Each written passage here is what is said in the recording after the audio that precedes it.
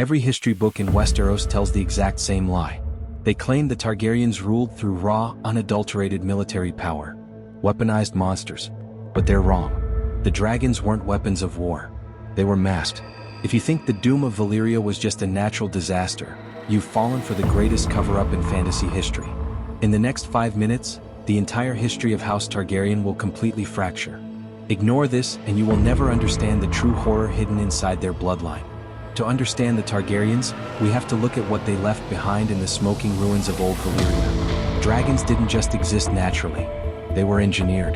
Valyrian sorcerers took horrific, subterranean fireworms and crossbred them with wyverns. But there was a missing ingredient: human blood. Specifically, Targaryen blood. The Targaryens didn't tame dragons. They became them. It was a literal biological link. A hive mind bound by blood magic. That's why the 40 families of Valyria practiced aggressive, obsessive incest. It wasn't about keeping royal blood pure. It was a desperate biological necessity. But it gets worse. We all know the famous saying: when a Targaryen is born, the gods flip a coin. But history got the coin flip wrong too.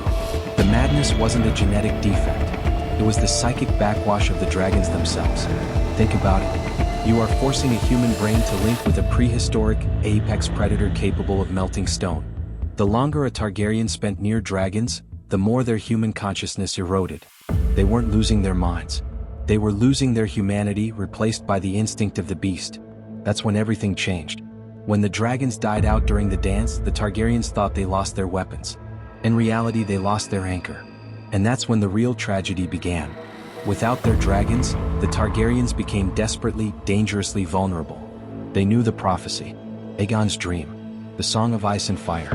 They knew a dark force was coming from the north, and only dragon fire could stop it. So they turned to a synthetic substitute: wildfire. Wildfire wasn't just a chemical weapon.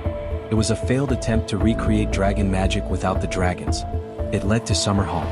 It led to the downfall of their entire dynasty. By the time Daenerys brought the dragons back, the biological link was broken. The code was corrupted. House Targaryen didn't conquer Westeros. They accidentally imported the very poison that destroyed Valyria.